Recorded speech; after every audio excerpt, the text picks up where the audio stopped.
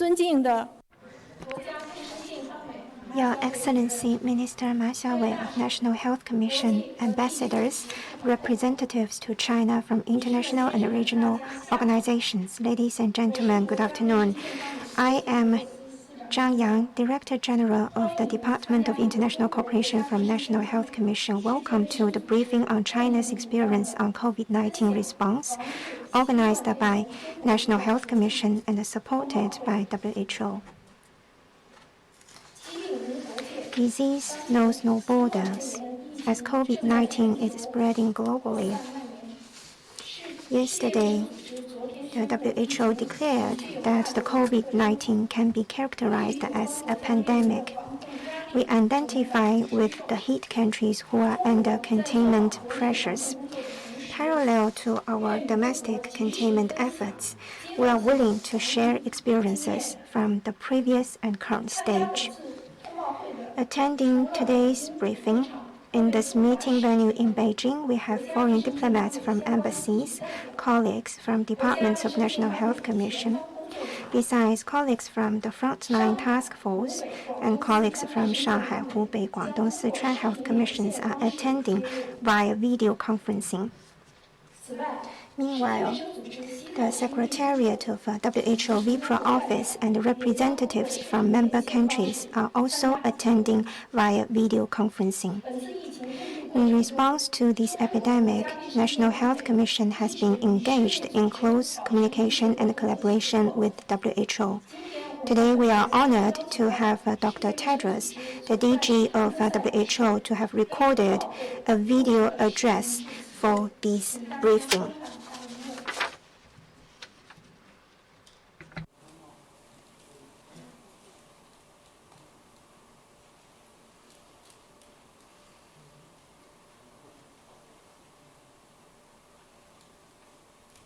Excellencies, colleagues, and friends in China. 10 weeks ago, we first learned about a cluster of unexplained pneumonia in Wuhan. I don't need to tell you about the road we have traveled since then. You and your staff have experienced first-hand unfolding of this outbreak, even as you were working to support your citizens in China. In addition, many of you have been actively supporting China's efforts to respond to the outbreak. We're encouraged that due to the extraordinary efforts of the Chinese people, the epidemic seems to have been pushed back in China. I would like to take this opportunity to express my deep thanks and appreciation to President Xi and the government of China for your generous contribution of $20 million to WHO. We greatly appreciate this gesture of solidarity, which will help to save lives and keep the world safe. But even as we mark the end of one phase of the response, we have begun another. Now we're working with China to manage the decline in cases, to make sure as businesses and schools resume that the virus does not return. This will not be immediate, and it will take actions and support from all of you and your staff to ensure we do not see a second wave. Outside China, many countries are still early in their own outbreaks.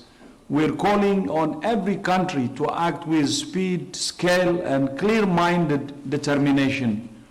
We're deeply concerned about the increasing number of countries reporting cases, especially those with weaker health systems.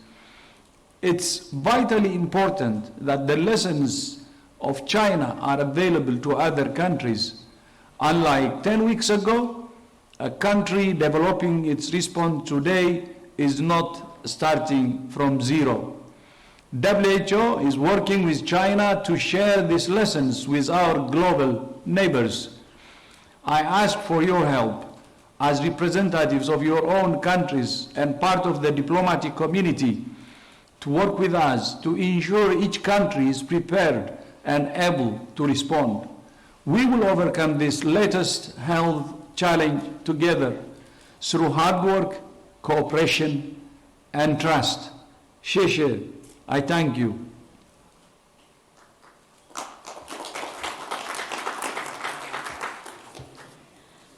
I'd like to thank Dr. Tedros for his special preparation of this video. We're willing to continue close collaboration with the WHO to jointly rein in the epidemic. Now I'd like to invite Minister of Health Dr. Ma Xiaowei, who is, as we are speaking, directing prevention control efforts in Wuhan, to share China's experiences.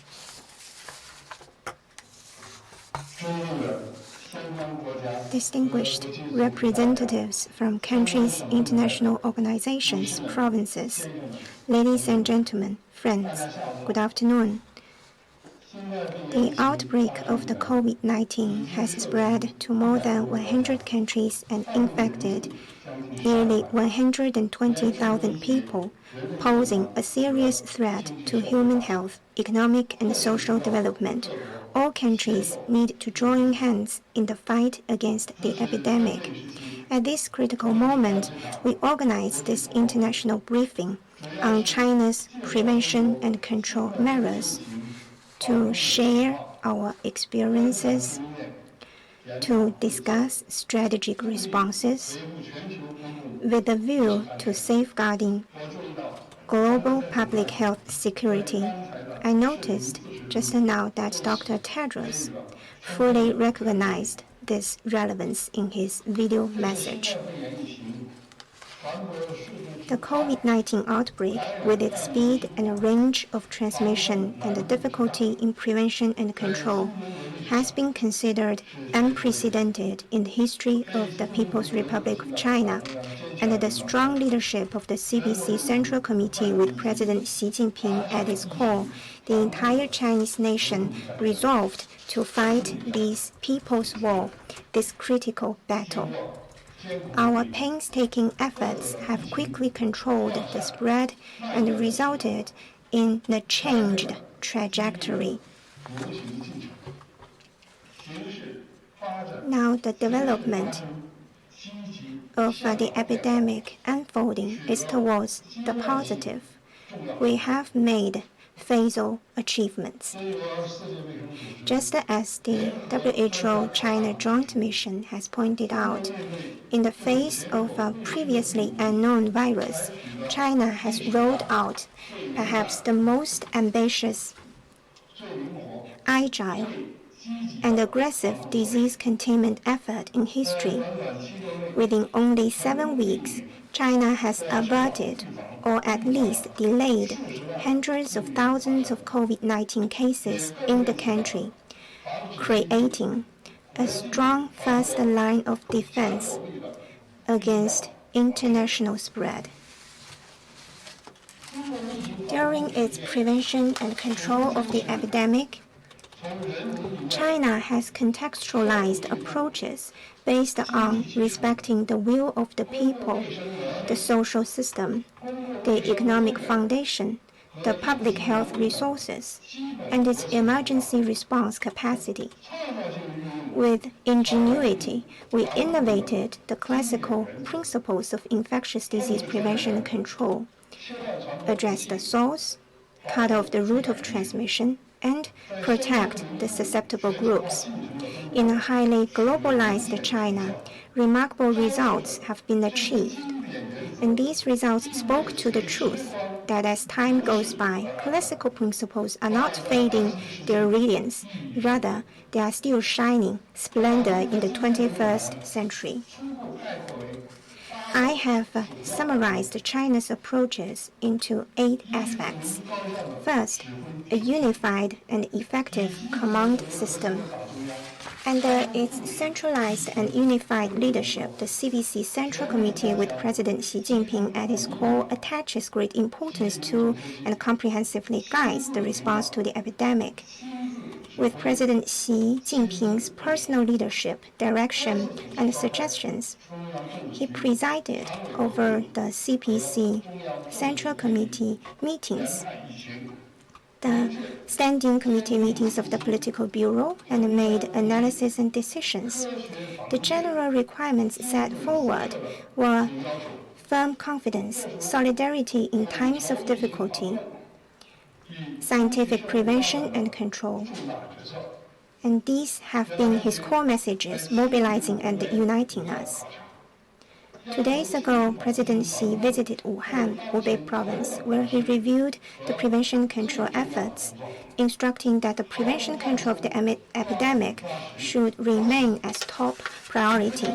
Premier Guiqiang, who serves as the head of the Central Leading Group on Epidemic Response, coordinated and promoted the implementation of prevention control measures by various departments and regions. The joint prevention control mechanism of the State Council reinforces overall planning and coordination to faster mobilize governments at all levels, which has led to an overall strengthening of the work with an all-government and all-society approach. Second, law-based, science-driven, and precise prevention control measures. We have included COVID-19 into Category B of notifiable infectious diseases, but treated it rigorously as those of Category A, in line with the international and domestic laws. All provinces launched and adjusted their emergency response mechanism and conducted prevention and control according to relevant laws and regulations.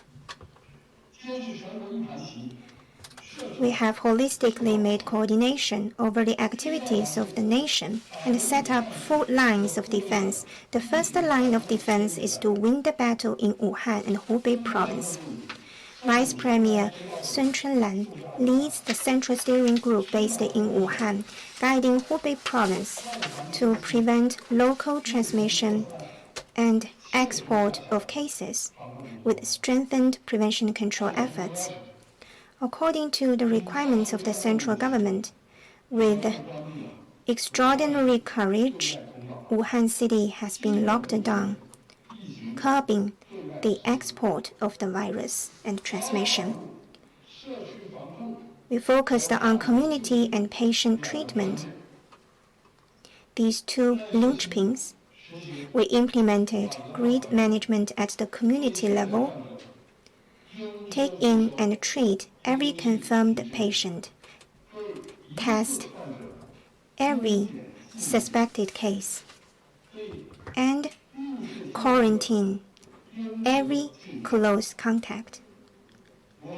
Outside Wuhan, we have divided 16 prefectural-level cities in Hubei Province into 3 categories: areas with community transmission, areas with community clusters, and areas with sporadic cases. We have directed 19 provinces to support the cities in Hubei, respectively. The second line of defense is to prevent against a major outbreak in Beijing. We have strengthened joint prevention control efforts in the Beijing-Tianjin-Hebei region, postponing the convening of the sessions and guided the orderly trickling back of migrant workers to Beijing, so as to cut off any imported source of infection. The third line of defense is to stop the spread of the disease. In key areas, Hubei has established a joint prevention and control mechanism with 6 neighboring provinces. Zhejiang, Guangdong, and other key provinces have strengthened information sharing with Hubei to effectively prevent against the spread of the epidemic. The fourth line of defense is to resolutely contain the spread of the epidemic across the nation. We have empowered grassroots community prevention and control capacity, traced all potential close contacts. We focused on prevention measures in public transportation vehicles, stepped up ventilation disinfection, stepped up temperature monitoring and health screening of passengers. We've also disseminated knowledge on epidemic prevention so that each Chinese knows what to do and how should do these efforts, and they just do it. Third, the approach of taking the 4 early measures and mobilizing the general public to participate. We emphasize on the local levels and taking early precautions to build a tight defense line of the general public. We have a principle of early detection, early reporting, early isolation, and early treatment for early. We have revised the prevention and control protocol 6 times, implemented various measures in a detailed and standard manner, which are simple, precise, clear, and operable. We have covered the entire population and all the public space, leaving no gaps.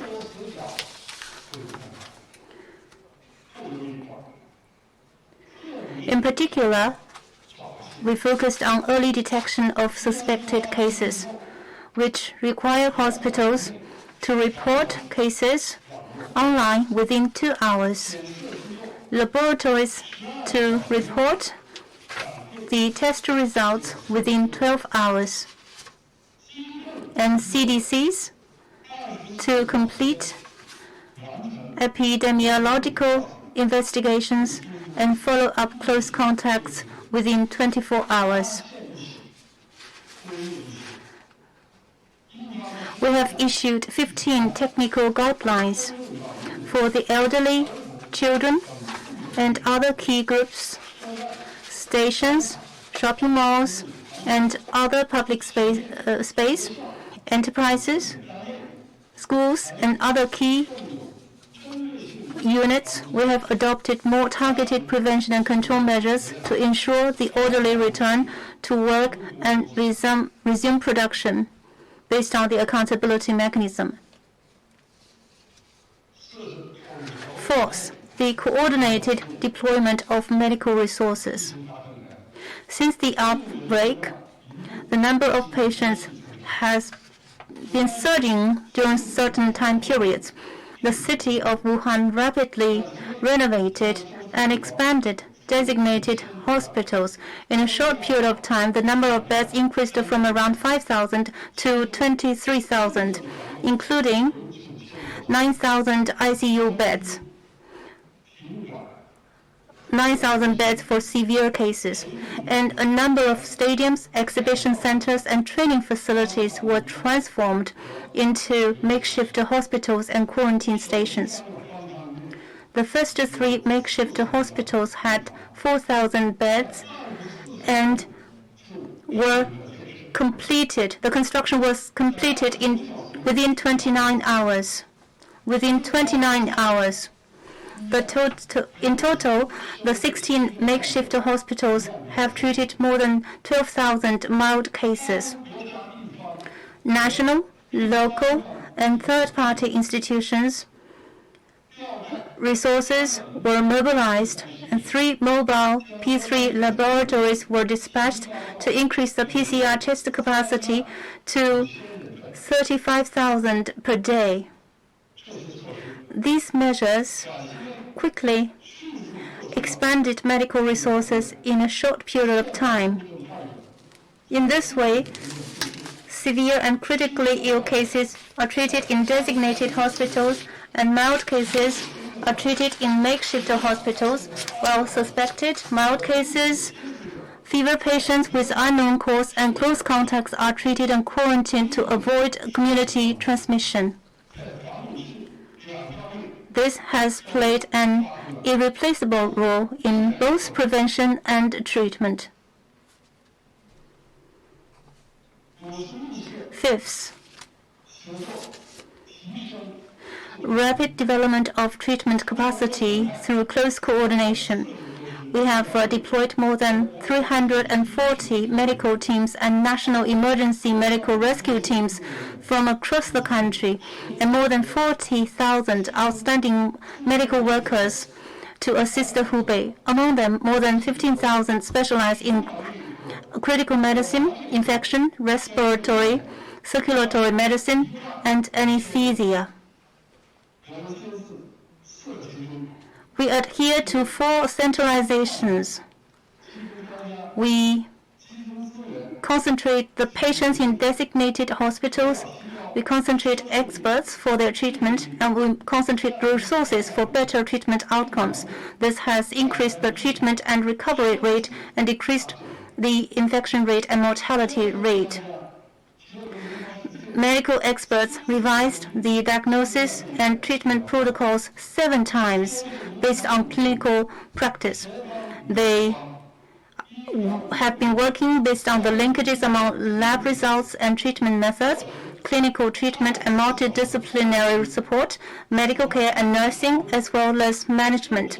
They continuously improve the pertinence, creativity, and integrity of the treatment and strive to treat each case in a way that makes the best advantage of their expertise or the personalized treatment. 6. The successful application of high-tech methods. To win the battle against the epidemic, technology is a key factor. We focus on the close integration of scientific and technological research with prevention, control, and treatment. We use big data and information technology to guide and improve measures to restrict personnel movement and traffic control and assist in epidemiological investigations. We coordinated a number of research institutions to have identified the pathogens within 8 days, and shared the whole genome sequence of some strains with the international community and completed the test kit optimization within 16 days. We urgently launched emergency research projects, optimized diagnosis and treatment programs, carried out clinical trials of drugs, and coordinated multiple institutions to simultaneously advance vaccine development. Traditional Chinese medicine is widely used at various stages of prevention, treatment, and rehabilitation in response to the epidemic. 7th, for the people and by the people. In the history of the Chinese nation, it has been plagued by pestilence, and it can always be rejuvenated. This is closely related to the tradition of Chinese people of embracing the world, assisting those in difficulties, and sacrificing oneself for the country.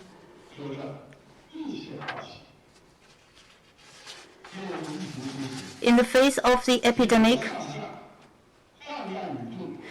we shoulder the responsibility at home and abroad. 1.4 billion people are united as one person, conscientiously fulfill our obligations, and carry out home quarantine and self-protection. In particular, the people in Wuhan and Hubei, they are so self-disciplined and they are so caring for the whole world, and they have made great sacrifices. The medical workers put danger behind the job. They are on the front line of this battle and have created one after another miracle for life. They have fully demonstrated the health emergency capacity and organizational management level, and interpreted the lofty spirit of respect for life, saving lives, helping the wounded, willing to dedicate, and boundless love. 8th, carry out in-depth international cooperation. China has received extensive support from the international community in the fight against the epidemic. Many countries, regions, and international organizations have offered their condolences and donated a large amount of supplies. The WHO and relevant countries have worked closely with China by sharing information. This is invaluable for us during our time of difficulty, like sending us charcoal during the blizzard.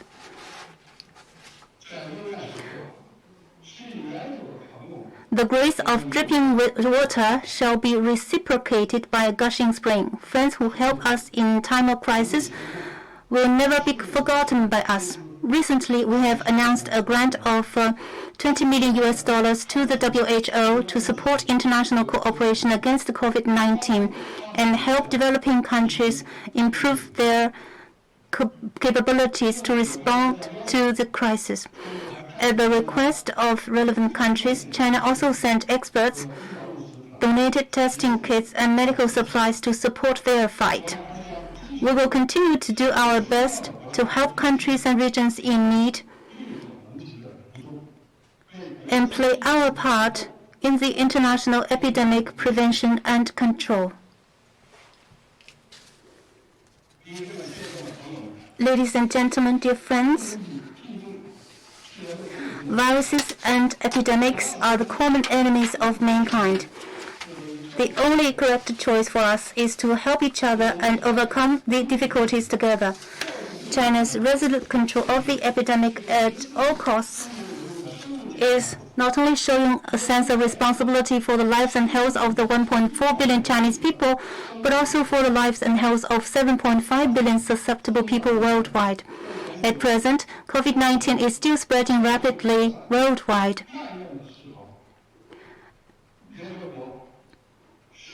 International organizations such as the United Nations, the WHO, and the World Bank actively call on all parties to respond properly. China has explored the prevention and control and treatment protocols, strategies, methods, technologies, standards, and case studies, and all these have been validated by practice in reality, and we are willing to share them with you. We have compiled all these technical documents, and after the meeting you can get them. It is available to you. The spring of Wuhan is coming while the world is fighting against COVID-19. And this fight has entered a critical stage. No infectious disease can stop the development of the human society. Let us work together to forge ahead and greet the dawn of victory. Thank you.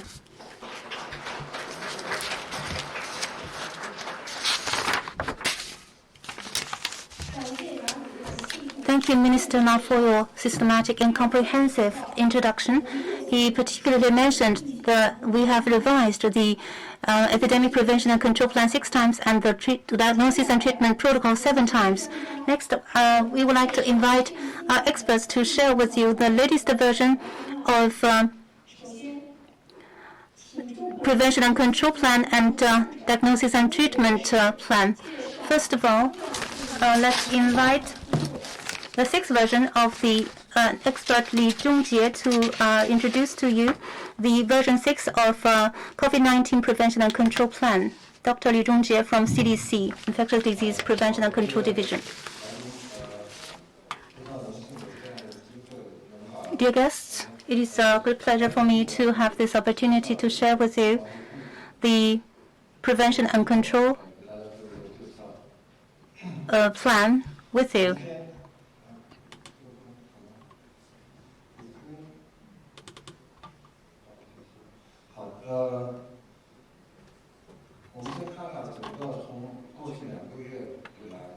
Over the past 2 months or so, you can see the epidemic curve of COVID-19 in China. It is showing a very typical epi curve of an acute infectious disease, but it is also different. If you look at the time and also the levels, at peak level, at daily reported confirmed cases close to 4,000, more than 3,000. Therefore, for such a new disease, how in a very short period of time where all population is susceptible, how that we quickly control the disease and is approaching the final goal of containment of the disease. I would like to briefly share with you our experience here.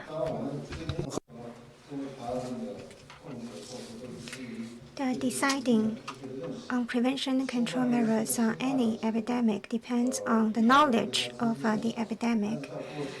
COVID-19 is an unknown disease for us, but in the past 2 weeks, we made enormous epidemiological survey, collected a lot of data. So we looked at the transmission features, clinical features. We came to our preliminary understanding of COVID-19 and used it to guide our prevention and control measures. In general, it is mainly transmitted through contact with respiratory droplets. This is one of the key messages for us. Transmission time is different from SARS. It can be transmitted during the symptoms onset. At the end of the incubation period, it is also transmissible. It is highly transmissible. The R0 is 2 to 3. Serial interval might be 6 days. The incubation period is also long. These key features have guided our prevention and control measures. About the disease severity, we've observed that about 80% of the cases are mild or moderate cases. However, we've also noticed the case fatality risk. In early onset, it was almost 6% in Wuhan city, but in other areas, the fatality rate was only 0.7%. Early detection and timely treatment have a direct impact on the fatality risk. We carried out containment strategy in China, the goal of which is to cut off its transmission. Without available effective vaccine, the core of our intervention measures were non-pharmaceutical intervention, which is true across the world. Identification, management, isolation, quarantine, social distancing, and some travel suspension, personal hygiene, hand sanitation, all the core measures might be common across the globe. But the important thing is how can we effectively implement the non-pharmaceutical measures, which may exert a major impact on the trajectory of the epidemic. We tailored control measures in a precise manner based on risk-rated zones. In low-risk areas, we focused on strictly preventing importation. In medium-risk areas, we prevented against importation. Meanwhile, we also tried to stop local transmission. In high-risk areas, our priority was to stop local transmission. Besides, we prevent against export of transmission from the high-risk areas. That was why on 23rd of January, we decisively made the decision to have the Wuhan city lockdown. Within high-risk areas, we adopted rigorous prevention control measures. We have also been adjusting the risk levels of different regions based on dynamic data changes. From the 5th edition of prevention and control method adopted on January the 15th till shortly before, within a short span of less than 2 months, we've issued altogether 6 versions of prevention and control protocols. So on average, around average of 10 days, we update one version of the prevention control measures. It was because of our accelerated understanding of the COVID-19. What has been coherent in these updates were, as emphasized by Minister Ma Xiaowei, 4 earlies: early detection, early reporting, early isolation, and early treatment. In each protocol, we had components of case detection and management, case and cluster investigation, contact tracing and management, laboratory testing, PPEs, and disinfection.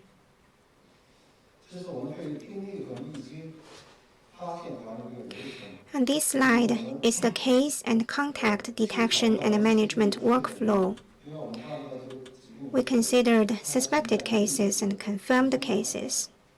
Also, given the asymptomatic infection of the epidemic, we followed the same pathway of quarantine for suspected confirmed cases. We also carried out tracing on the close contacts. During the quarantine and isolation period, we had a close observation and carried out preliminary treatment when necessary. It was a closed loop. We gave feedback at the conclusion of each step of the work. Categorization of the different cases include suspected cases, confirmed cases, asymptomatic cases, cluster of cases, and close contacts. Community workers and the CDC epidemiological survey workers can use these categories of cases to do their work.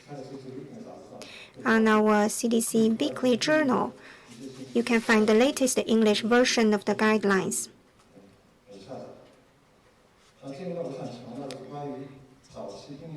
I'd also like to emphasize on our approaches in identifying the early cases.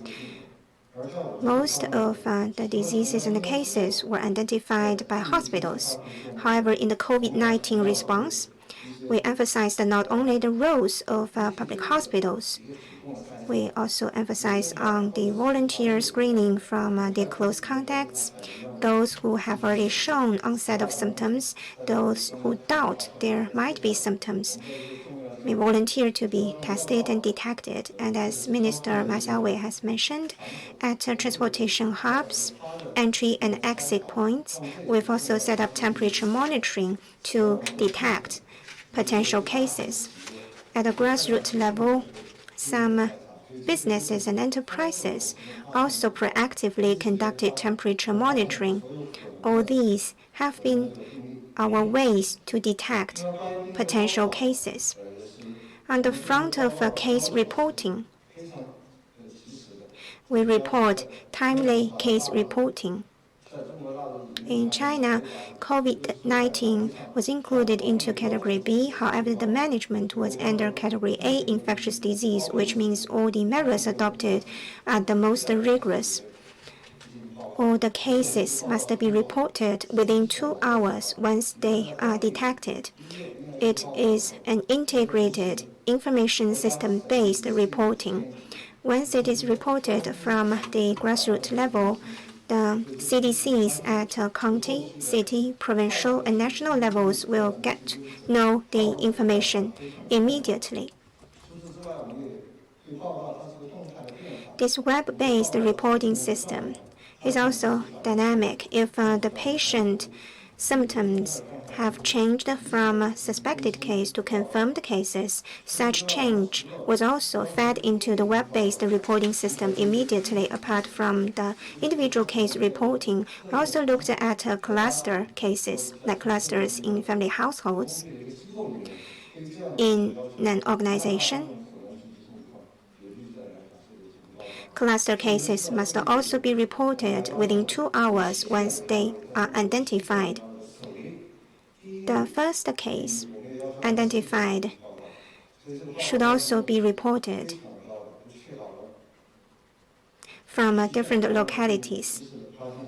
So this web-based reporting system enabled us to have a comprehensive knowledge of the information which can trigger later immediate responses. So this is the web-based reporting system for all the cases, for all the clusters. Epidemiological investigation information system close contacts information have all been fed into this system for us to have an immediate knowledge. Some words on case management. Quarantine and treatment have been carried out in designated hospitals. We have respective and categorized the management over different kinds of cases. Suspected cases may be confirmed or may become negative cases, so they were isolated in single rooms. Confirmed cases and asymptomatic infection could be isolated in the same ward zones. We also have explicit criteria for hospital discharge. Suspected cases could be discharged only after their NCT tests have been negative for respiratory pathogen twice consecutively, and both IgM and IgG antibody tests are negative 7 days later since the illness onset. For asymptomatic cases, they could be discharged only after their NCT tests are negative for respiratory pathogen tests twice consecutively, with sampling interval being at least 1 day.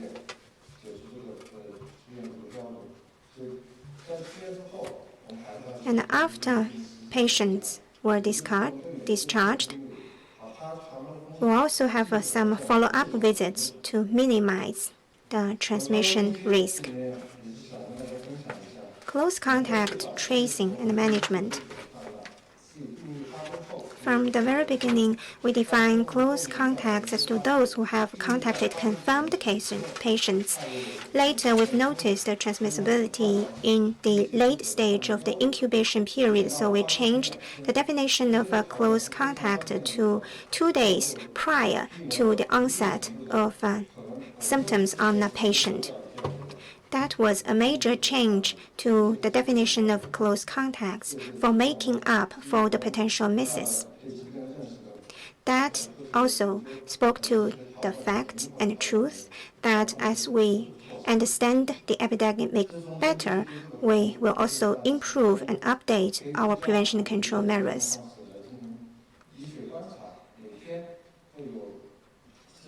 In mass quarantine venues and in home stay quarantines, there are community workers who will facilitate the process. Temperature monitoring has been conducted. Once a symptom arose, there will be further investigation and tests.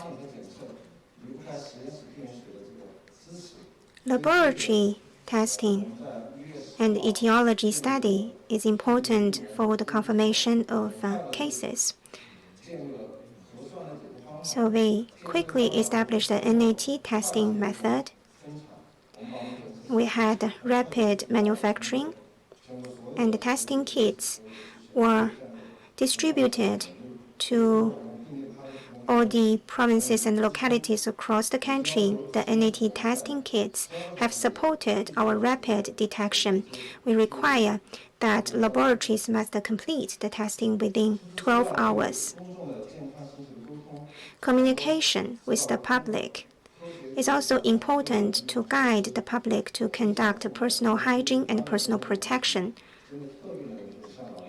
For susceptible groups, the elder citizens, patients with comorbidities, in particular the NCD patients, students, maternal women, those who travel frequently on public transportation vehicles.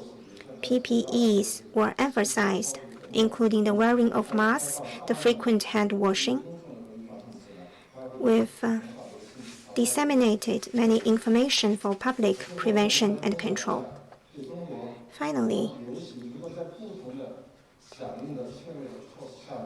and a different scenario of response, what might be the trajectory? This is what I want to share with you towards the ending of my presentation. This line shows without intervention, because of the feature of the epidemic, there will be a sudden surge, very steep curve, and very rapidly. That may dent our medical resources and supplies. It was exactly like what happened in early stages in Wuhan.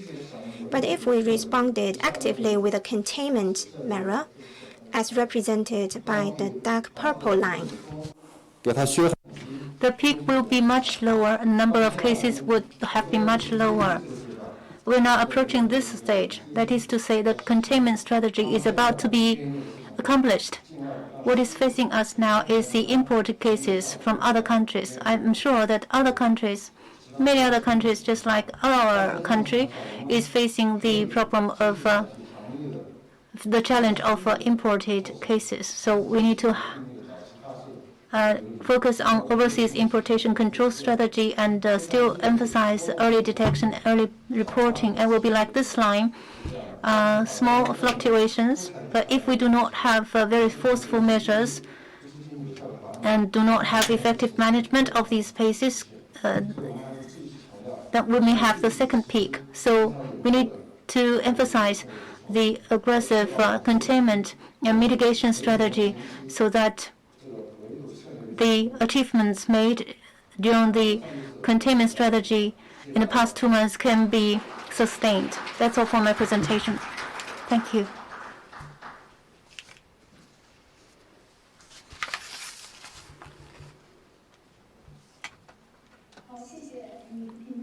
Thank you, Dr. Li, for your clear presentation. He himself has been involved in the drafting of the prevention and control protocol. Next, I would like to invite Dr. Professor Wang Guiqiang, the director of the Infectious Disease Department of First Hospital of Peking University, to give us a presentation on Diagnosis and Treatment Protocol version 7.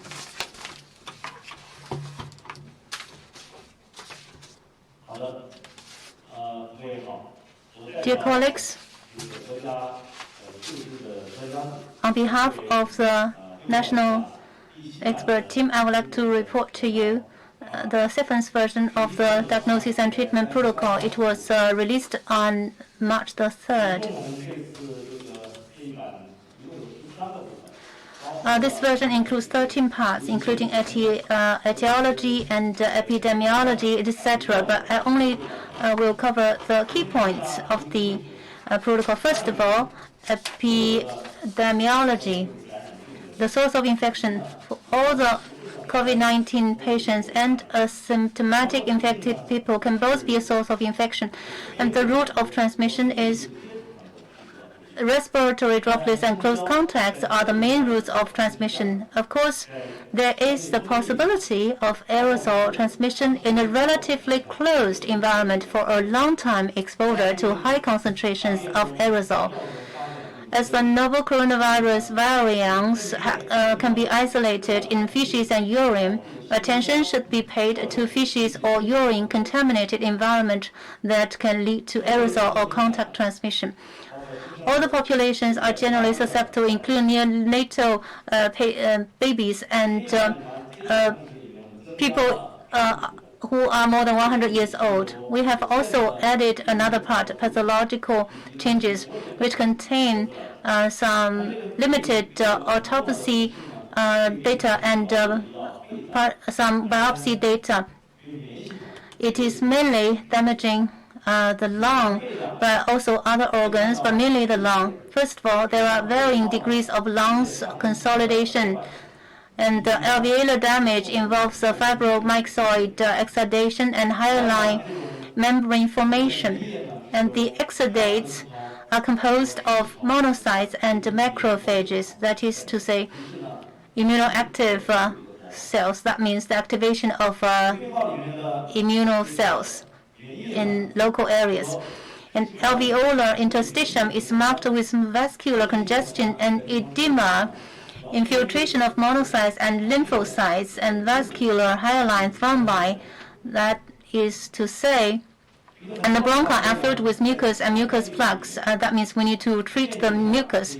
And on electron microscopy, cytoplasmic variants are observed in the bronchial epithelium and type 2 alveolar epithelium. That means antiviral treatment is very important.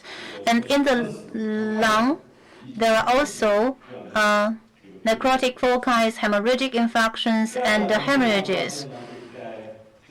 The second important finding is the spleen is evidently shrunk with lymphocytopenia,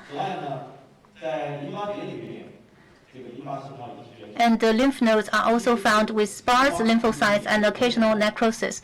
CD4 and CD8 T cells are present in reduced quantity in the spleen and lymph nodes, and pancytopenia is also identified in bone marrow. That indicates that the virus infection may affect the immune system of the patient. It can also be a result of the consumption of the immune cells, and because of a lot of complications, some patients died. Therefore, immune system is also very important. Just now, Dr. Li Zhongjie has mentioned the incubation period, which is 1 to 14 days, mostly 3 to 7 days. Clinical features are mainly fever, fatigue, and dry cough as the main manifestations. In severe cases, but some also have flu-like symptoms or diarrhea. The elderly patients and those with chronic underlying diseases have poor prognosis, and the severe or critical case may have low fever or even no fever at all, and that is a clinical challenge for us. In severe cases, dyspnea or hypoxemia usually occur 1 week after the onset of the disease. Of course, for pregnant women and women who have given birth to babies, they are like the ordinary patients, and the symptoms for child patients are milder. In most patients, white blood cells was normal or decreased with the lymphocyte count decreased, and C-reactive protein and erythrocyte sedimentation rate were elevated. Some patients show an increase in liver enzymes, lactate dehydrogenase, muscle enzymes, that is creatase, and hepatase and myoglobin. In severe cases, D-dimer increased progressively.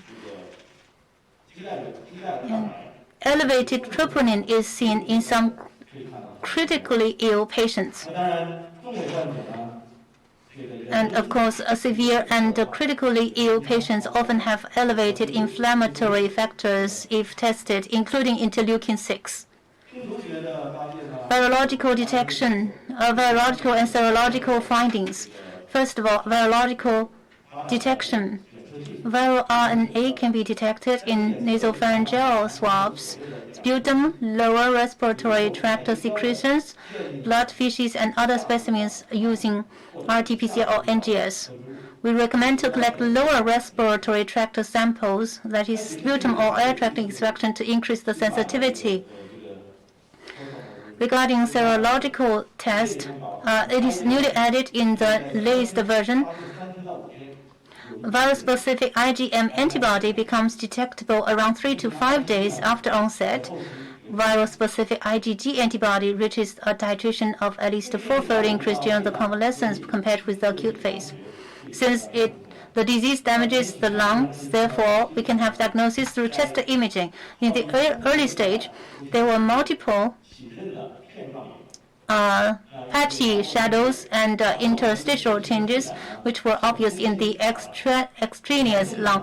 Further, multiple ground glass in further stage, multiple ground glass shadows and infiltration shadows were found in both lungs, and lung consolidations were found in severe cases. This is X-ray findings or results. You can see in early stage, the lesions are mainly limited in the peripheral part, but with the disease progressed, it began to enter the central part, and when it got more severe, they began to have infiltration shadows, and often so initially close to the pleural and gradually develop towards the center, and gradually the lung can become white. And this is the progressive CT findings. 8 days after onset, you can see subpleural distribution ground glass shadows, and at day 20, after onset, you can see the infiltration lesion developed to the center and presents a consolidation, which includes the metabolism and oxygenation capacity. Diagnosis criteria, both epidemiology and clinical manifestations. First of all, suspected cases. There are 4 aspects in epidemiology. First of all, history of travel to or residence in communities where cases reported within 14 days prior to the onset of the disease.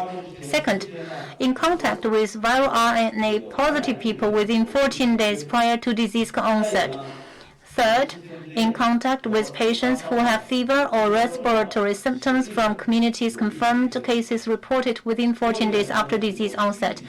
Fourth, clustered cases. That is to say, 2 or more cases with fever and or respiratory symptoms in small areas such as families, offices, schoolrooms, etc. within 2 weeks.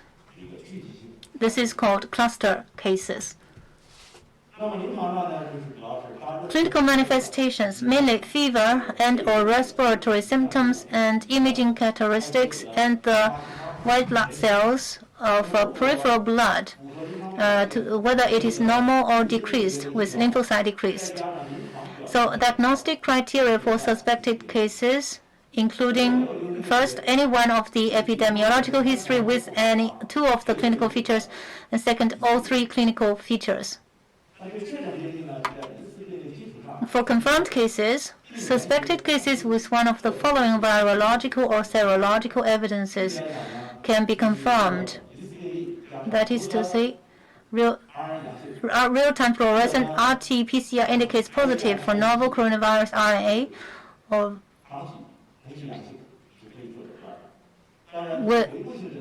when IgG is also positive. And for retrospective, if IgG is single is from negative to positive, or a 4-fold increase can also be the basis for confirmation of the case. Clinically, we divide the patients into 4 clinical types: mild, moderate, severe, and critical. For mild cases, the clinical symptoms are mild and there are no signs of pneumonia on imaging. For moderate cases, that is the common cases, they show fever and respiratory symptoms with radiological findings of pneumonia. Just now, Dr. Li Zhongjie has mentioned that mild and moderate cases account for 70 to 80% of the total number of cases. For severe and critically ill cases, for example, for severe cases, they have shortness of breath, that is to say respiratory rate is at least 30 breaths per minute, and at rest oxygen saturation was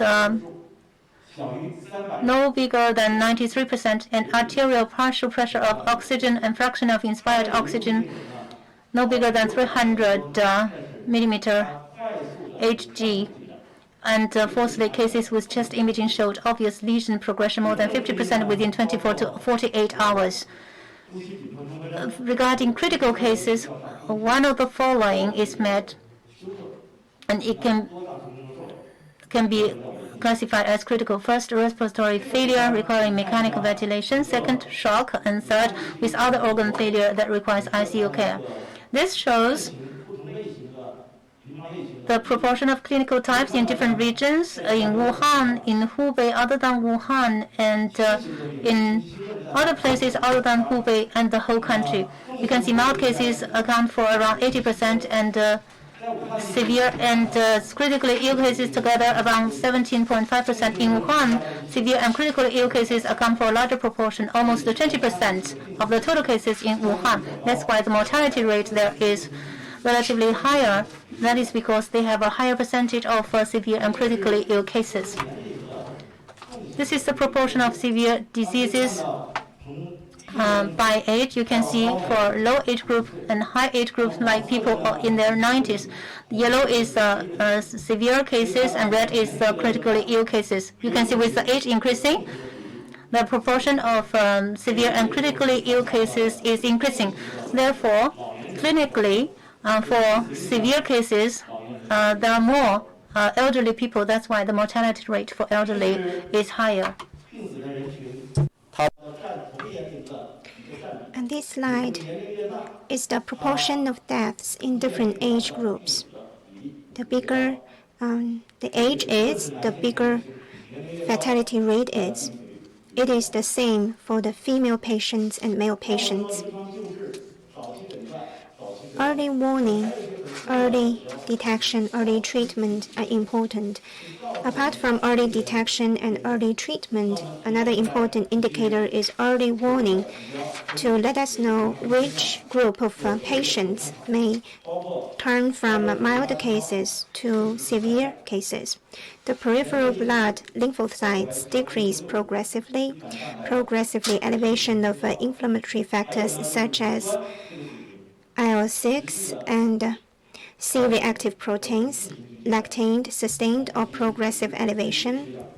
It set out the early warning of oxygen deficiency. Lung lesions develop rapidly in a short period of time. For warning indicators like this, patients must be treated as severe patients. A general management of a patient is rest and symptomatic support therapies, including sufficient caloric, water, and electrolytes. Close monitoring vital signs and oxygen saturation, because the disease progresses in the lungs. With oxygen deficiency, it may trigger multi-organ failure. In particular, it is true on the elder citizens who have comorbidities. They can be easily led into deaths and severe cases. In the general management of our protocol, we've looked at some of the medicines on market. We've recommended some drugs, including alpha interferon, Kaletra. We know it is a drug for the treatment of HIV/AIDS. We also have chloroquine phosphate. We know it's a medicine for the treatment of malaria. We've already seen very good efficacy for the administration of chloroquine phosphate in antiviral treatment and in reducing the body temperature. We have also recommended antibiotic drug treatment because many patients may have a co-infection towards the later stage, so we recommend rational use of antimicrobial agents to prevent against co-infections. On the treatment of severe and critical cases, we know these are our priorities. We emphasize early intervention so that more patients can be kept in the group of mild and moderate cases without turning into severe cases. And for severe patients, respiratory support, circulatory support, renal failure, and renal replacement therapy, convalescent plasma treatment, blood purification treatment, immunotherapy, and other therapeutical measures have been recommended for the treatment of severe patients. And on front of respiratory support, if oxygen inhalation is not enough, then we can use non-invasive or invasive ventilation or even ECMO. We have a very detailed treatment protocol on the treatment of severe patients. It is in the third edition of revision. Convalescent plasma treatment has been proven effective. So we've also recommended the use of convalescent plasma for the treatment in our new edition of treatment protocol. Good efficacy has been proven. Blood purification treatment is of equal importance. For some patients who experienced a sudden deterioration of symptoms, usually it was because of the cytokine storm. That's why blood purification treatment can come in for great effectiveness to block cytokine storm and reduce fatality rate. So we recommend well-conditioned institutions to use blood purification, including plasma exchange, absorption, perfusion, and blood plasma filtration.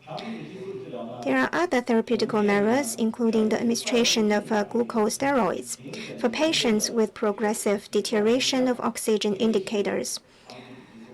Glucosteroids can be used, but the dosage and the length of usage must be under rigorous control. because for the progress of COVID-19, there is a higher risk of co-infection towards the late stage of progress. The glucosteroid may trigger the co-infection, so glucosteroid, though recommended, must be used with certain restrictions. Intestinal microecological regulators can also be used to prevent against infections. I like to talk about traditional Chinese medicine treatment. They have been playing an important role in treatment. A great majority of the patients have been using traditional Chinese medicine. Good efficacy have been seen. In general, to wrap it up, COVID-19 is an emerging infectious disease. Many aspects still remain unknown, including the pathogenesis and the pathology. Early diagnosis and early treatment is critical in reducing the fatality rate. Oxygenated treatment carries great significance in the prognosis outcome. Our treatment protocol, diagnosis protocol, has also been updated and we will continue to update it. Thank you.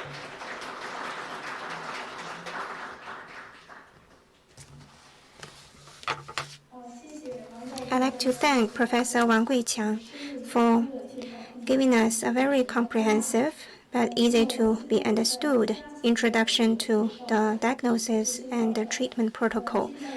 Now I'd like to invite localities to share with us their prevention and control experiences from Shanghai, Hubei, Guangdong, Sichuan Provincial Health Commissions. First, I'd like to invite the Director Wu Jinglei of Shanghai Health Commission to give us his sharing. Your Excellency Minister Ma Xiaowei, Excellencies, guests, ladies and gentlemen, now I'd like to update you on Shanghai's prevention and control efforts since the outbreak of the epidemic. Under the firm leadership of the Party Committee, we've been implementing the suggestions from the President Xi Jinping and the Central Party Committee. We've been following strictly the principle of 4 earlys: early detection, early reporting, early isolation, early treatment. As of 24 o'clock of March the 11th, an accumulative confirmed cases 344, cured and discharged from the hospitals 320. The cure rate was 93%. There were no medical staff got infected. Our approaches are as follows. First, we acted rapidly and had a unified command. On 31st of December 2019, after the first report of atypical pneumonia in Wuhan, Shanghai on the same day made our emergency preparedness plan. After our detection of the first case of atypical pneumonia, we've established a prevention control work group led by Party Secretary General and Mayor. We've set up 10 thematic working groups and 1 experts panel to form prevention and control commanding center. We had remote direction and we have integrated and holistic development. Apart from epidemic prevention and control, we've also been focusing parallelly on the resumption of business. Second, our prevention control has been law-based. On 7th of February, the People's Congress has passed a decision on making all efforts to do a good job in the prevention and control of COVID-19. It was identified that on 11 fronts, including health, quarantine, isolation, observation, entry and exit control, we can adopt emergency measures to ensure a good job in prevention and control. Across the city, we've also adopted 100+ guidelines for different industries to ensure all our efforts are law-based, forceful, orderly, and effective. Third, joint prevention control and precise measures have been adopted. Our approach has also been scientific. We emphasized on catchment area accountability, community management, and the whole society mobilization. We have a comprehensive registration system for all those that have come to Shanghai. We have carried out comprehensive observation on those of close contacts, and our services have been comprehensive, including comprehensive temperature monitoring, medical observation for people coming from the key areas, and comprehensive declaration of health information. Prevention and control efforts have been carried out along streets, in micro-districts, in buildings, in villages, and in different communities. So we have fostered a great wall of mass prevention and control. We've also stepped up inter-provincial interaction, information sharing, and the prevention and control along the Yangtze River Delta. Targeting at imported risks, we have collaborated with Customs Administration to step up the port management. Orderly, effective, and safe customs clearance were followed. In this prevention and control efforts, we've been leveraging the information platform. The e-governance services were conducted online. We also have a health cloud information platform. These information platforms have played a major role in epidemiological information monitoring, sourcing, prevention control, treatment, and resource allocation. Fourth, we've been pooling our resources to provide scientific treatment with pooled patients, pooled experts, pooled resources, and pooled treatment to increase the cure rate and reduce the mortality and avoid nosocomial infection. We use negative pressure ambulances to transfer the patients. We've pooled the top-notch experts, the best facilities and equipments, and classified our treatment on the basis of the severity of the cases, and we've used the TCM in the comprehensive treatment for the mild cases. We've stepped up early warning and intervention. We've stepped up the image monitoring, use TCMs to prevent mild cases into turning into severe cases. For severe cases, we've set up treatment teams. One hospital outside of Wuhan province will support one department in Wuhan. In one department, one patient will enjoy one treatment. We've also formed the experts' consensus to provide and convey the clinical treatment experiences. Now we follow closely the epidemic unfolding in overseas. We never slacken our efforts in refining our prevention and control efforts. Meanwhile, we will also coordinate economic and development to ensure the parallel emphasis. I'd like to thank Director Wu for his sharing. Now I'd like to invite Director Liu from Hubei Province to share with us their efforts. Your Excellencies, guests, ladies and gentlemen, since the outbreak of the COVID-19, Hubei Province has been following closely the instructions and suggestions from President Xi Jinping, the deployment from the Party Central Committee and the central government. We've been following the requirements from the government and the leadership of the Provincial Party Committee, and with the support of the entire society, we have been focusing on the treatment and quarantine. These two have been the anchors of our measures. We made sweeping efforts in screening, community closures, and public place management. We emphasized on the medical supplies assurance, daily necessities assurance, and basic public health services. Ensure the public stability. Now the epidemic is ebbing. Low-risk zones across the province has increased from 11 in late February to the current 45. The percentage of low and moderate risks is now 84% of the total.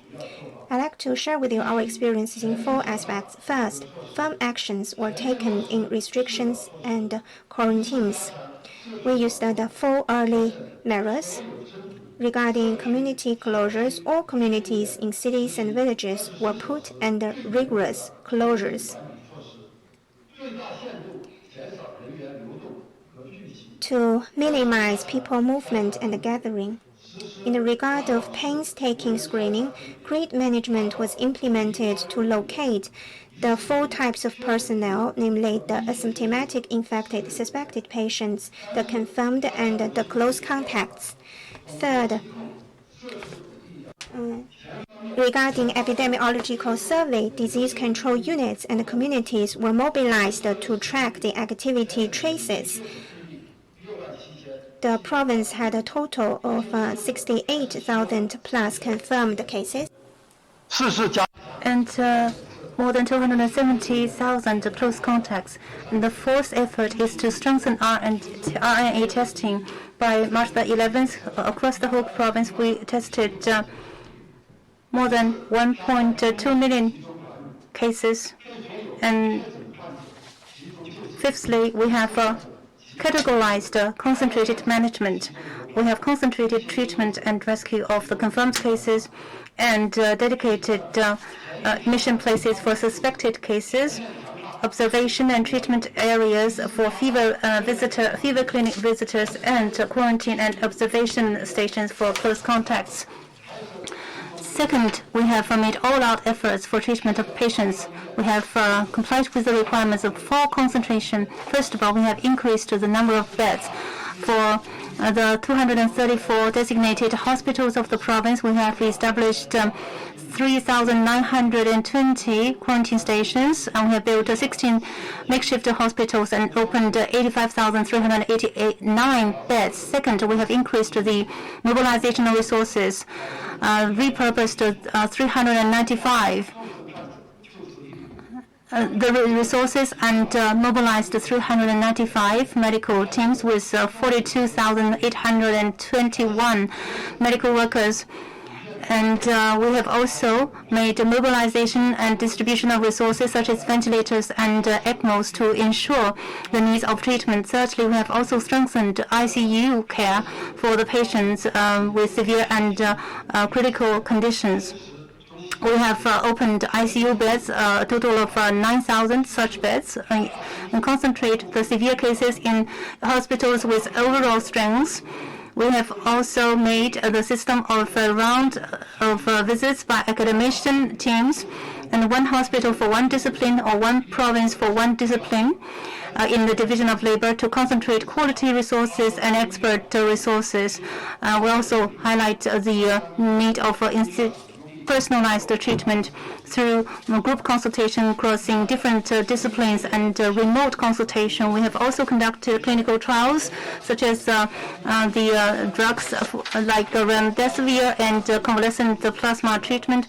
We also adhere to the combination of Western medicine and TCM for treatment of severe cases. Fourthly, we have also strengthened the prevention efforts to prevent mild cases to convert to severe cases. We have also strengthened makeshift hospitals' treatment functions by establishing the injection area and equip them with CT equipment. We have also strengthened the functions of treatment of quarantine stations or isolation stations by equipping them with the personnel and equipment and drugs. Currently, we have 135 epidemic-free communities accounting for 9.6% and 3,000 epidemic-free communities accounting for 42.5%. Next, I would like to invite Director General Duan Yifei from Guangdong Provincial Health Commission to make an introduction.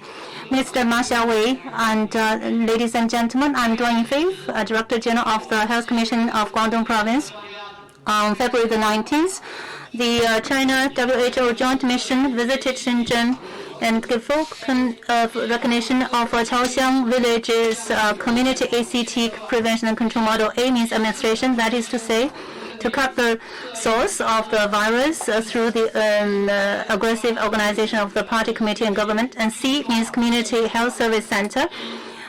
We established fever pre-screening clinics and timely detect fever patients and suspected cases for quarantine, isolation, and referral. T means Trinity mechanism, that is social workers and health workers and community police for joint prevention and control. Since the outbreak, Chaoxiang Village community has realized zero community spread and zero healthcare worker infection and zero deaths.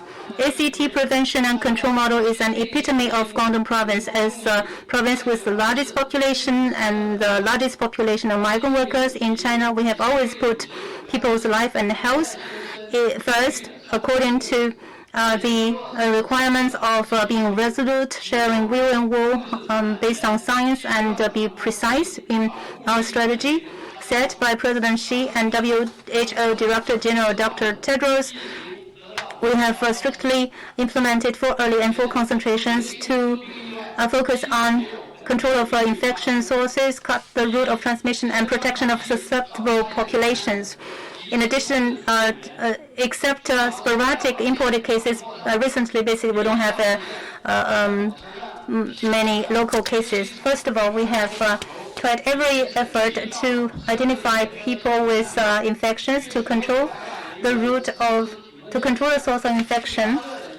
First line of defense is railway stations, bus stations, airports, and port terminals and inter-province roads. We established joint quarantine stations to have body temperature measurements of all people going out and in, and quickly transferring the people with related symptoms like fever to designated hospitals for screening. A second line of defense is rechange the practice of 3 master check of fever clinics to full screening. That is to say, for all the fever clinic visitors who must have RNA testing, for those complying with suspected case criteria or the criteria of fever plus epidemiology history, will have chest CT for them, and to have a full investigation of every confirmed case, every outpatient and inpatient epidemiology. Third line of defense is Trinity mechanism involving social workers, health workers, and community police. We have conducted the full coverage screening to ensure that the close contacts are quarantined and isolated, and no one is missed. For those people coming from Hubei to Guangdong. Second, we have tried every means to cut the route of transmission to stop the spreading. That is to say, for suspected cases, 1 immediate and 3 same-day measures. Once identified, they will be transferred to designated hospitals, and they will be checked, confirmed, and admitted on the same day. And thirdly, we have done our best to protect the susceptible populations to reduce the infection risk. We have released 76 guidelines to strengthen prevention and control efforts in targeted or key institutions, and strengthened protection for children, pregnant women, and the elderly, to have zoned and layered management and orderly resumption of work and production. We have printed 108 hospital infection control guidelines to guide the healthcare workers to stay safe and healthy. We have implemented 3+1 treatment working mechanism. That is to say, first line on-duty healthcare workers. Second line is round of visits. Third line is a group consultation plus a remote consultation. And the fifth line is a special consultation. We have also established information direct reporting system and have a dynamic update to have accurate grasping of the information of every case and increase the treatment level for them. We will have 5 pieces of experience in Guangdong, that is abbreviated as FAITH, F-A-I-T-H. First, fast, speed, that is to say very agile, surveillance response, and faster response. We have so that we can quickly identify the infected people and close contacts and take related measures. So Guangdong was among the first provinces to have monitored children's infected people and human-to-human transmission. Second, A means all of government and all of people. All the different government and party organizations, public institutions, enterprises, societal organizations, industrial associations, and volunteers and individuals are mobilized. Third, implementation, highly precise prevention and control strategy and implementation of the strategy. We have given full play to the roles of experts in deploying such strategies. Fourthly, transparency. We have held 40 press conferences to create a warm social atmosphere of sharing will and woe. And fifth is humanistic care. We have humanistic care for the cases identified, their close contact tracing and quarantine and isolation and medical observation. We have also sent 2,484 medical workers to Wuhan to support their prevention and control efforts there. Thank you, Mr. Duan. Now we would like to invite Deputy Director General Hu Yanzheng of Sichuan Health Commission. Sichuan is located at southwest of China. In 2019, the total population of the province was 90.99 million, and total area 486,000 square kilometers, and local GDP 4.6616 trillion yuan. We have 21 cities or prefectures and 183 counties, city districts, and more than 2,800 towns and townships, and more than 400 community level organizations. And since the outbreak, under the strong leadership of the party Central Committee with President Xi as the core, we have demonstrated the most resolute attitude and done our best in prevention and control with the most decisive measures with very good results. For example, with the daily new cases, as the indicator, we can divide the whole process into 3 stages. First stage is from January the 16th to 30th, when the number of cases increased very quickly, daily increase about 36 cases. And second stage from January the 31st to February the 10th, when the cases showed fluctuations, and mainly imported cases.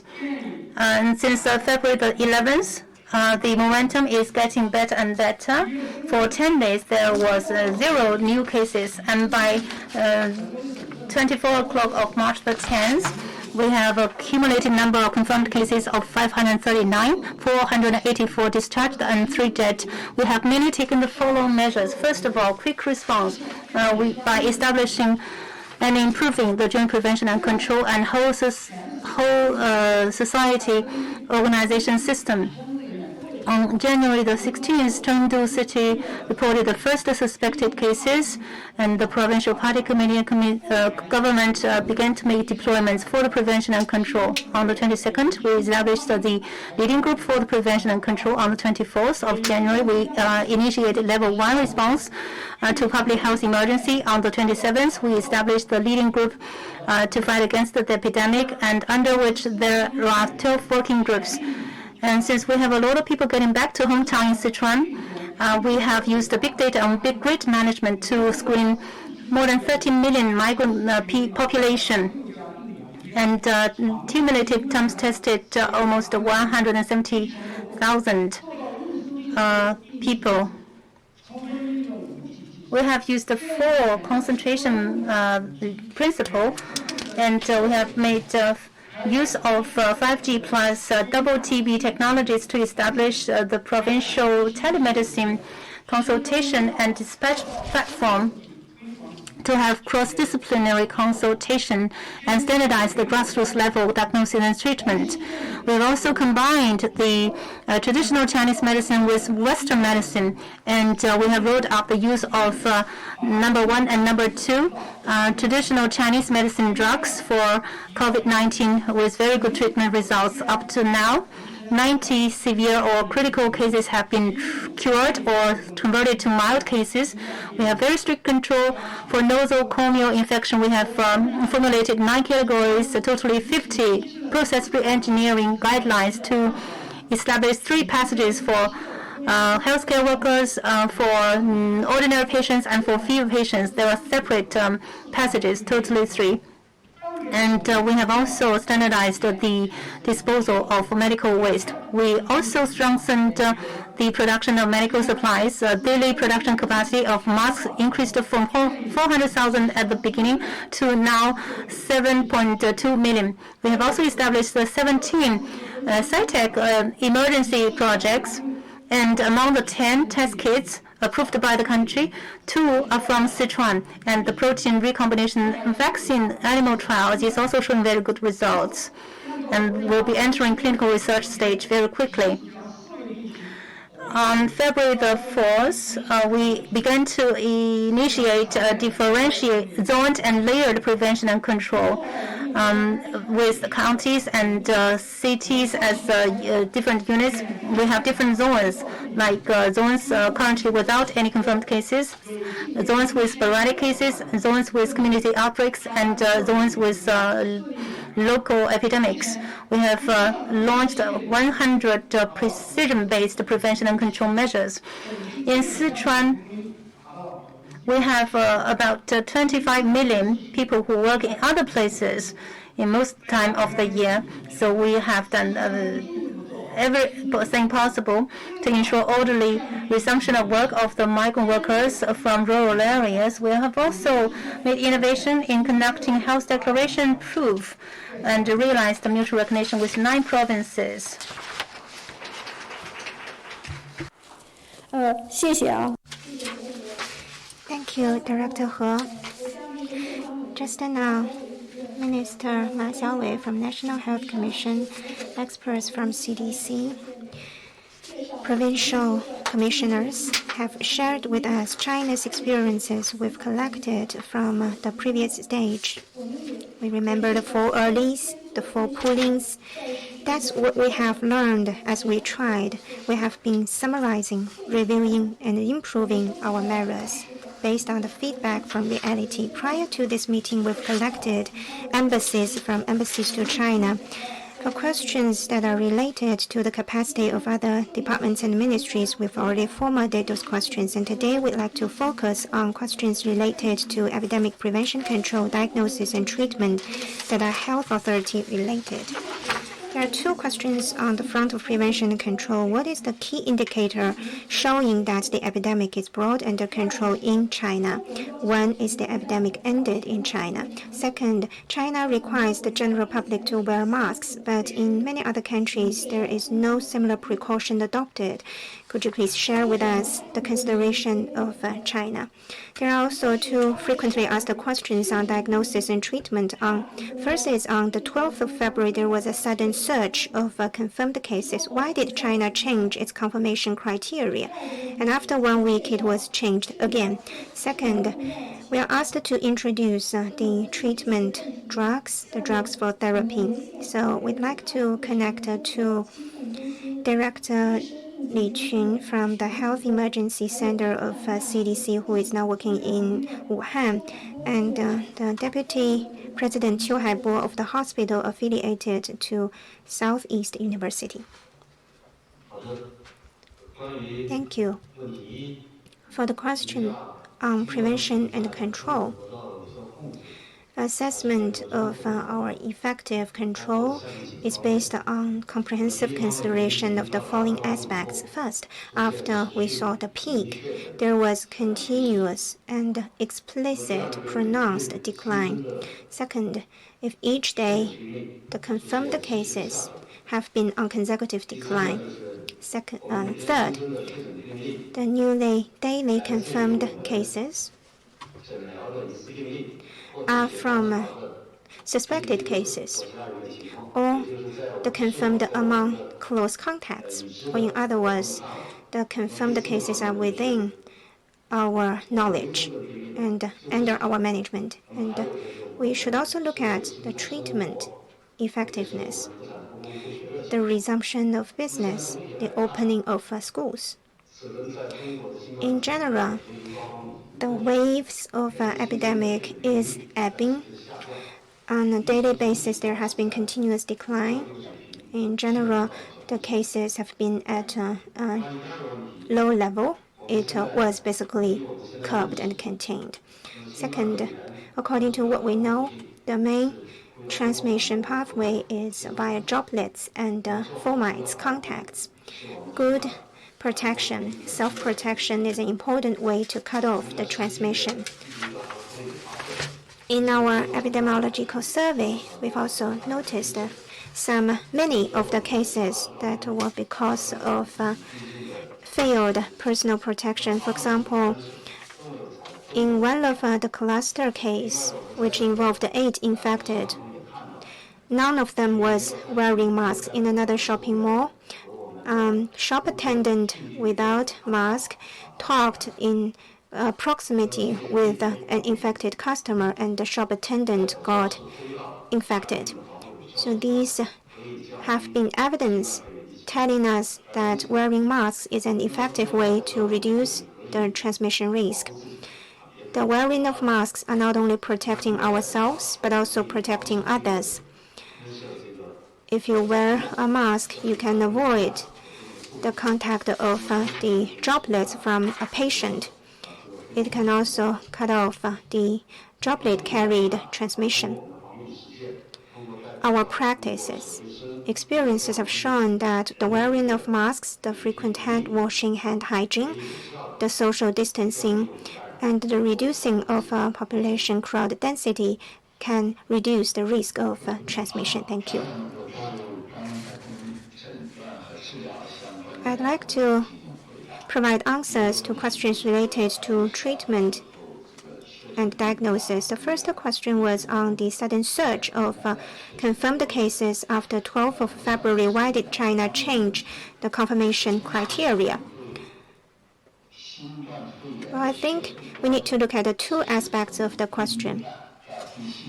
The criteria for case confirmation remained consistent from the first edition throughout the seventh edition of the Diagnosis and Treatment Protocol. In the first edition, we focused on epidemiological side. The second edition focused on the clinical features. The third edition focused on the pathogen and pathogenesis study.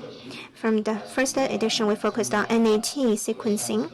In the second edition, we've added RT-PCR testing. And in the seventh edition, we've added antibody testing, IgM, IgG testing. So the testing technologies and utilization have been progressing as our knowledge increases.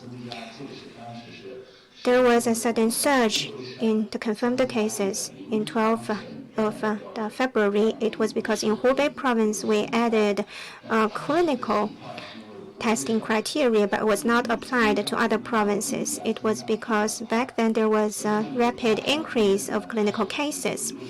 A lot of patients had epidemiological disease survey. They had clinical features, and they also had the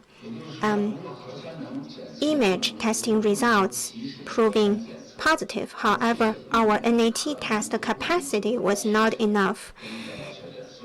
These were patients, but without sufficient NAT testing, they could not be confirmed if we only followed the NAT tests. Then they would have remained awaiting and untreated. That's why we added one provision for clinical testing. We looked at epidemiological feature, clinical symptoms. Even without NAT positive results, these patients can still be confirmed, detected, and then they can be quickly admitted into hospitals and get treatment. By so doing, we can ensure that all those that should be admitted can be admitted, all those that should be treated can be treated, so that these patients will come to hospitals rather than staying in homes or communities, spreading the disease. So the change of the criteria could help the patients to get early treatment. And after that, with the major improvement of our NAT testing capacity, so by 16th of February, with the sudden improvement of NAT tests, an accumulation of suspected cases got very rapid NAT tests. NAT test capacity were boosted to the level that a very quick screening or exclusion of the cases could be realized. That's why in the protocol, we've cancelled the special provision for clinical testing criteria for Hubei Province. And from then on, the testing criteria for confirmed and suspected cases became consistent across the nation. Another question was on the drugs for clinical therapies.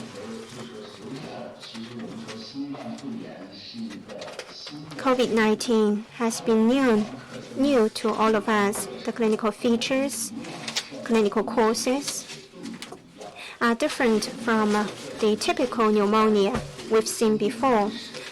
Our understanding and experiences, treatment, observation, and the clinical courses of the disease have been progressing over the course of the months. So on the 3rd of March, when we had the latest version of treatment protocol, we have been emphasizing early treatment.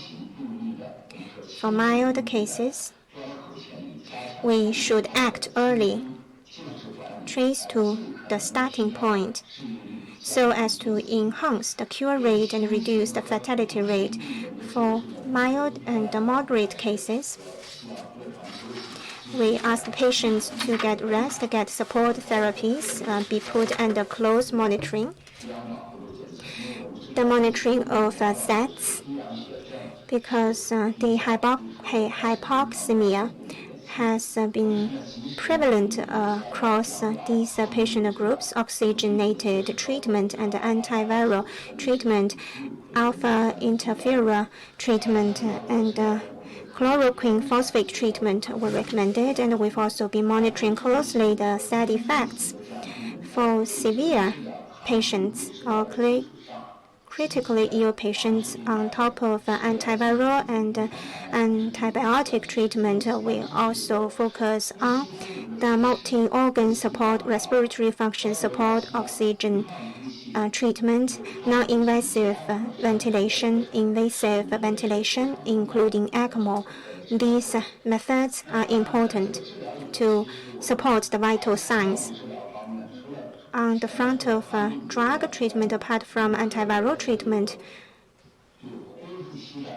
we've also been emphasizing convalescent plasma treatment that can be used on severe patients and critically ill patients. We've made several tries, in particular patients where the disease has been progressing quickly. We've been using monoclonal therapy, IL-6 therapy for children, patients, and patients with severe symptoms. We've been using immunoglobulin treatment, and for the moderate cases and mild cases, the combination with TCM have shown efficacy. That's my answer. Thank you. I'd like to thank Director Li and President Qiu for their answers from Hubei. There are also embassies who want to understand China's plan in foreign assistance. Just as Minister Ma has mentioned in his address, parallel to our domestic prevention control efforts, we want to pursue at our best through bilateral and multilateral channels, provide medical supplies, prevention control technical assistance to countries and regions in need. So if you have questions later, you are more than welcome to contact us anytime. Now I'd like to connect to Dr. Kasai.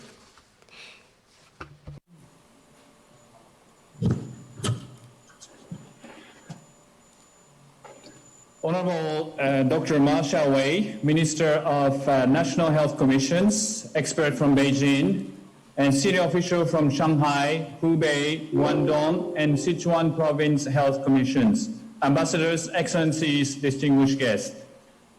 Thank you to our colleagues at the National Health Commissions for organizing and hosting this important discussion. I'm delighted to be invited to join you. The whole world has been watching over the past 10 weeks as China slowed the virus through containment, ramping up the system of government to undertaken aggressive case finding, contact tracing, isolations, and quarantine where necessary. Last night, Director General characterized the outbreak as a global pandemic. It is important that every country to respond according to their epidemiological situations. And containment measures remain an important and a necessary response. And China offers important lessons to other countries. An important piece of the learning is to recognize that there isn't a single approach that was used in China, but a differentiated approach used in the different locations according to different epidemiological settings, based on the unique features of the outbreak in that locations. Again, China offers important lessons to other countries, and sharing information to understanding the virus is important, but equally important to share the experience to identify the effective response. To that, this seminar is very important for our regions, but also to the other parts of the world. And to that, I really wanted to appreciate on behalf of all the WHO member states. Finally, let me say that in all countries, even in the countries that have effectively slowed the virus through containment, we're not done with the COVID-19. For all of us, we must maintain vigilance and ensure our populations are ready to respond to the possibility of large-scale community outbreak. Our management, surveillance, infections prevention and control, and lab system need to be ready. Our health services and our health workers need to be prepared and ready, and our people and community to be ready. None of us can afford large-scale community transmission, but as China has shown, there is a lot that can be done to minimize the impact of COVID-19 on health and society. I thank you all for your incredible work and dedications, and look forward to our continued collaborations on COVID-19. Thank you very much. Thank you, Dr. Kasai. 下面呢，我们 Next, I would like to invite Mr. Martin Reiser, World Bank's Country Director for China, Mongolia, and Korea, to make a speech.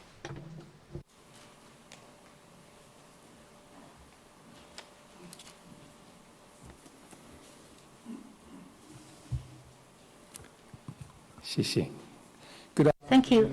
Ladies and gentlemen, ambassadors, I'd like to thank you for this opportunity to speak to you. I'm not a medical doctor. I work for the World Bank, and so I'm probably not the right person to share with you lessons on that can be drawn from the early experience with the epidemic.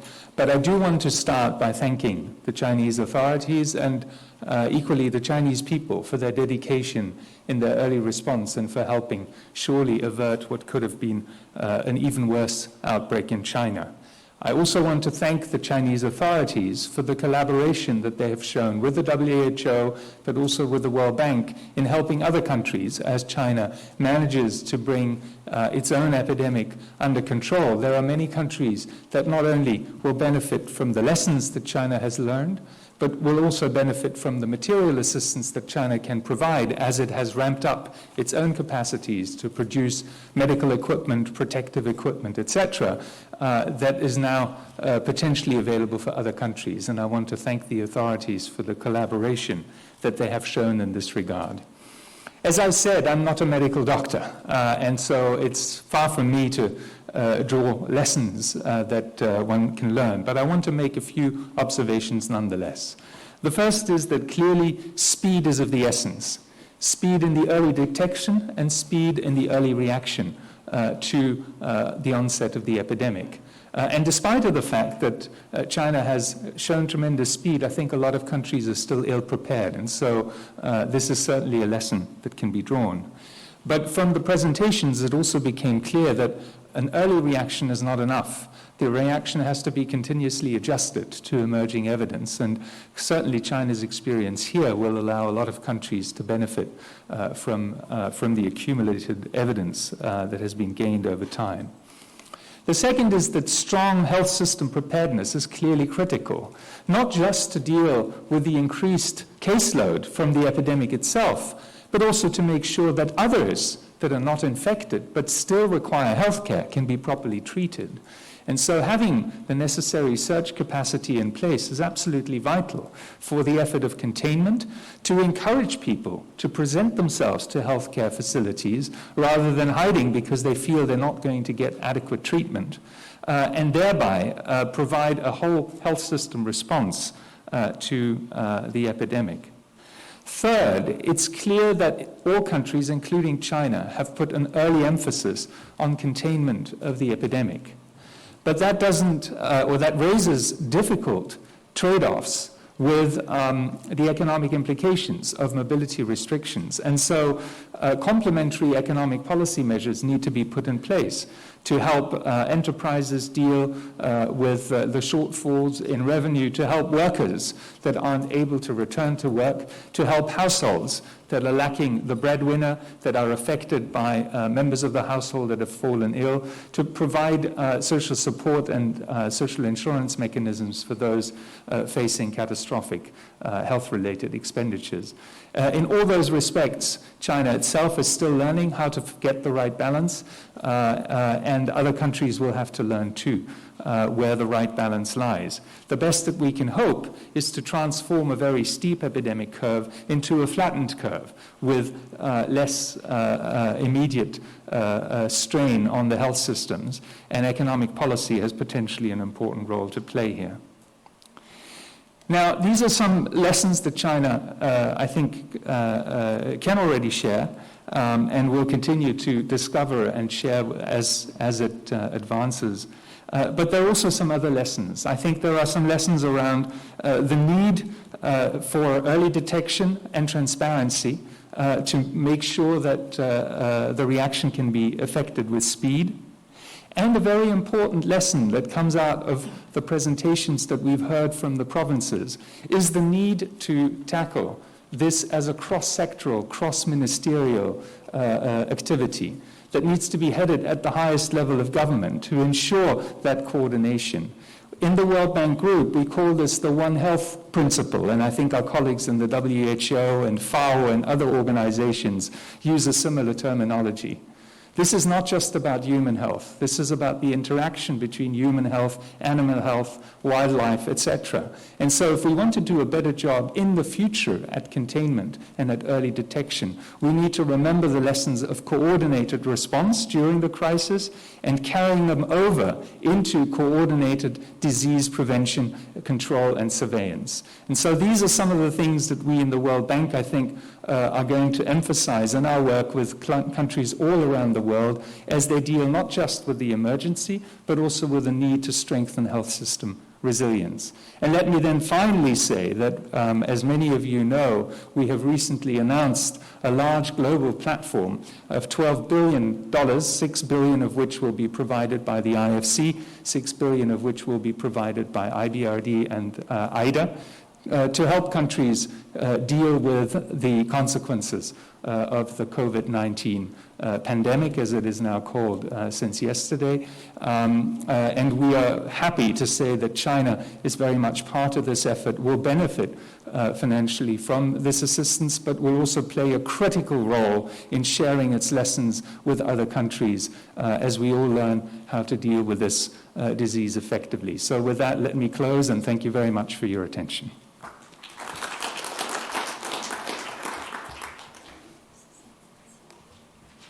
Thank you, Mr. Rees. 现在我们有请联合国驻 Next, let's invite Mr. Nicholas Rossellini, the UN Resident Coordinator in China, to deliver a speech.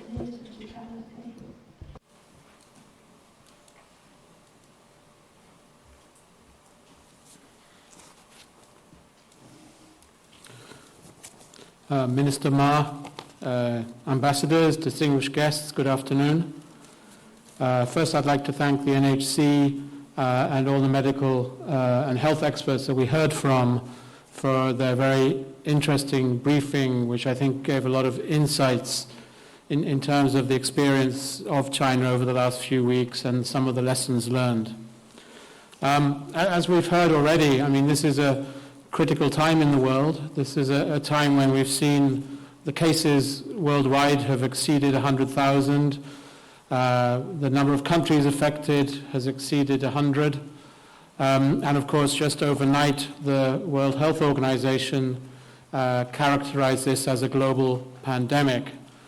But at the same time, we can see that this is a pandemic that can be controlled. And as we've heard today, and as China has shown, we can influence the trajectory of this outbreak. Already in China, the outbreak is slowing. Of the 80,000 reported cases, more than 70,000 have recovered and have been discharged. But this is not the time to relax, and I think we've heard this in terms of the briefing today.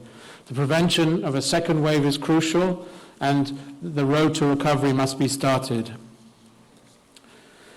And, of course, outside of China, in the past 2 weeks, the number of cases has increased 13-fold, and the number of affected countries has tripled.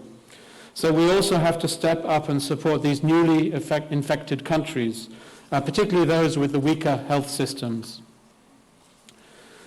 And I think one thing that we have seen from the briefing today is the speed, as Martin referred to, and the agility in terms of differentiating between different contexts and different points in time, and the ability to use a whole-of-government approach and to repurpose government resources as needed. We also have to compliment the Chinese people, who, despite the severe social and economic impacts in adhering to the preventative measures, are demonstrating that collective action and a commitment to a whole-of-society approach can change the direction of the outbreak.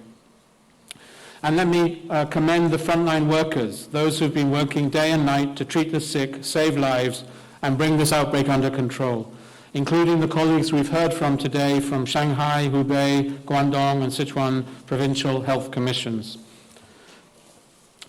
We also need to put this maybe in the broader socioeconomic context. And we very much hope at the UN that this pandemic does not detract from the goals of socioeconomic development, and particularly in the year 2020, the goal of eliminating extreme poverty. Often during an outbreak, poorer communities without capacity or resources are disproportionately affected. And there's also the wider impact on the health systems for people not directly suffering from COVID-19, but from other illnesses which may not be prioritized because of the attention on the coronavirus.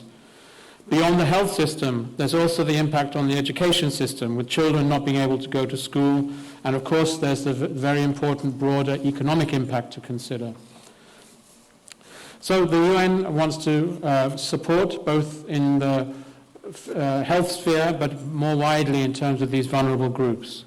And since January, the UN system in China has been working very closely with the NHC and the Ministry of Commerce to understand the needs of the government.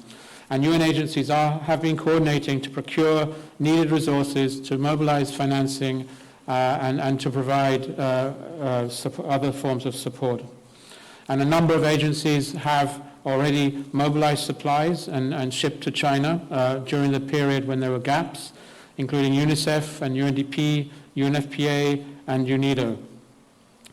And of course, each UN agency is working very closely with WHO and bringing their own development expertise and supporting China within the broader socioeconomic impacts through a one UN response. To give just a few examples, UNDP has translated key health messages across regional dialects to make sure that vulnerable ethnic minority groups have access to the critical information they need. UNICEF has created an online information portal for parents to keep their children safe. And UNAIDS has undertaken a nationwide survey to make sure those living with HIV are receiving the help they need during this very difficult time. And at the moment, the UN family is discussing with the government, conducting a joint assessment to look at the impact of COVID-19, the lessons learned, and how the UN can support recovery efforts. This is to look at the complex impact, to provide timely and relevant support, and to see how some of the challenges are actually cross-cutting, impacting the health system, education, and poverty reduction efforts, as well as the economy at large. And now together, we must also support other countries in controlling the outbreak. China has demonstrated that the spread of the virus can be slowed and the impact reduced through the measures such as working across society to identify sick people, bringing them to care, following up on contacts, etc. And the China community mobilization and all the society approach can also provide lessons learned for others. For example, on how to continue quality education to children who may need to remain at home through switching to online teaching, or how to support business productivity to stimulate the economy and make sure jobs are secure, especially for migrant workers and others. The UN, through our international network and through our interest in promoting South-South cooperation, can help share these best practices and lessons learned so others can also successfully respond to this outbreak. China has a lot of experience in dealing with this challenge, and the UN stands ready to support the effort to leave no one behind during this difficult time. We can successfully respond to this pandemic if all countries take a whole-of-government, whole-of-society approach, build around comprehensive blended strategies to prevent infections, save lives, and minimize impact. At the end, I want to reiterate what the United Nations Secretary General has said. To successfully defeat the COVID-19 outbreak, international cooperation is indispensable, and all countries must work together in the spirit of solidarity and cooperation. Thank you very much.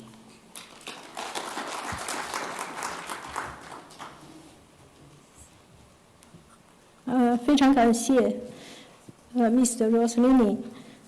其实应大家的这个要求呢，为了让 Thank you very much, Mr. Roslini, for your sharing. At country's request and to facilitate your better understanding of the systematic technical protocols, we've prepared a whole set of English documents. You can scan this QR code to get to the internet link, which will be updated as we progress. We do hope that technical documents downloaded from the internet link will be of help to all of you. Finally, we'd like to thank all the ambassadors, diplomats, VPRO office, member states representatives, and also staff and colleagues from Shanghai, Hubei, Guangdong, Sichuan provinces for attending today's briefing. With that, we conclude today's briefing, and thank you all for coming. I'd like to remind you to leave your headsets on your seats. Thank you very much. Thank you very much for coming to this briefing. Please leave your simultaneous interpretation receivers and the earphones on your chair. Thank you.